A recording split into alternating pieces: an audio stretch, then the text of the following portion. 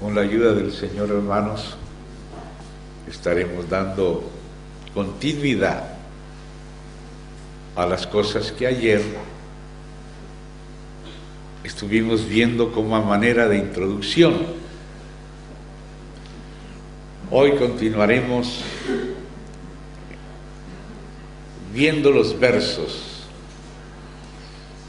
que nos hablan del Señor Jesús, algunos en el aspecto de su divinidad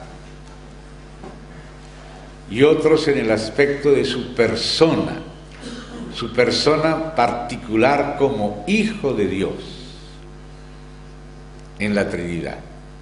Esta es una confesión central de la fe cristiana y me gustaría que comenzáramos mirando algunos versos, confiando que al abrirlos el Espíritu del Señor podrá tocarnos con ellos, podrá escribirlos en nuestro corazón. Que el Espíritu del Señor nos conceda la gracia de captar lo que estos versos dicen, ser tocados por ellos, y que el Señor abra nuestros ojos para ver las implicaciones, porque Él mismo se nos revele y nos toque y nos haga como Él es. Primera epístola de Juan, capítulo 2. Vamos a mirar allí un verso clave. Voy a leer el 22 y el 23.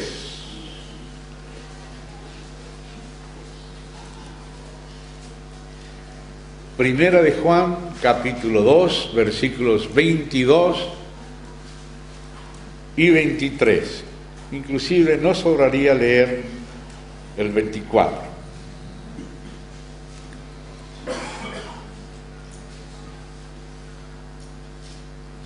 ¿Quién es el mentiroso, sino el que niega que Jesús es el Cristo? Este es anticristo, el que niega al Padre y al Hijo.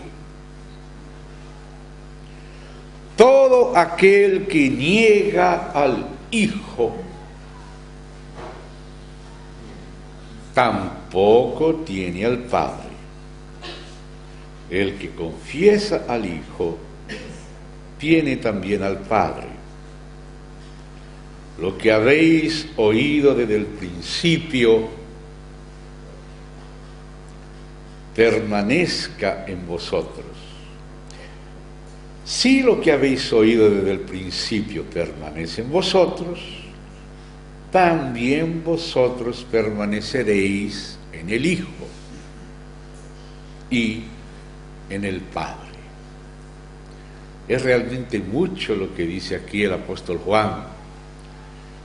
A veces incluso a primera vista parece sencillo. Y la palabra del Señor en verdad es sencilla, porque el Señor es sencillo, pero Él es sencillo y profundo. Profundo y sencillo. Dice cosas profundas de manera muy sencilla. Y a veces, al ver lo sencillo, no vemos lo profundo. Pero hay muchas implicaciones en estas frases aquí que valdría la pena no comérnoslas tan rápido, sino masticarlas un poquito más para poderlas digerir mejor. En el 22 nos enseña que Jesús es el Cristo. Frase básica del cristianismo. No hay cristianismo sin esta confesión, pero esta confesión es más profunda de lo que aparece a primera vista. No solamente quiere decir de que Jesús y sí quiere decirlo, pero no solo quiere decir eso, de que Jesús es el Mesías, Cristo, que había sido prometido a Israel. Sí lo es, claro. Jesús es el Mesías que había sido prometido a Israel. Él cumplió las profecías y el Padre lo declaró Hijo de Dios con poder. No que comenzó a ser Hijo de Dios a partir de esa declaración, sino que para nosotros Dios hizo esa declaración para demostrarnos quién era su Hijo. Su Hijo no comenzó a ser Hijo a partir de esa declaración, pero fue reconocido públicamente por Dios ante nosotros como su Hijo por la resurrección de entre los muertos. Dios está muy interesado en que nosotros sepamos que Jesús es su Hijo, el Hijo del Dios viviente y el Cristo de Dios, el Mesías que esperaba Israel. De manera que aquellas personas, incluso de Israel, que no recibieron como Mesías al Señor Jesús, quedaron seriamente afectadas. El Señor Jesús dijo muy claramente: si no creéis que yo soy, en vuestros pecados moriréis. De manera que no era una cosa sin consecuencia para Israel quedarse sin recibir al Mesías. Pero el espíritu de Anticristo ha hecho un trabajo más sutil a lo largo de la historia de la Iglesia. Él también no solamente ha querido negar el hecho de que Jesús es el Cristo, sino que inclusive en medio de aquellas personas que confesamos, sí, que Jesús es el Cristo, Él ha querido separar a Jesús como si fuera solamente una persona humana meramente, como si fuera simplemente un hombre. Los ebionitas aceptaban a Jesús como el Mesías, pero algunos de ellos decían que él había nacido de José y María, de una relación carnal entre los dos, aunque decían que él era el Mesías. O sea que ellos aceptaban, digamos, el aspecto humano del Mesías, pero no el aspecto divino del Mesías. Entonces decían, la palabra Cristo se refiere a lo divino y la palabra Jesús se refiere a lo humano, y algunos decían, como Cerinto, de que aquella unción a la que se refería la palabra Cristo había descendido en el bautismo sobre el hombre Jesús y luego lo había abandonado otra vez allá en la cruz cuando dijo: ¿por qué me abandonaste?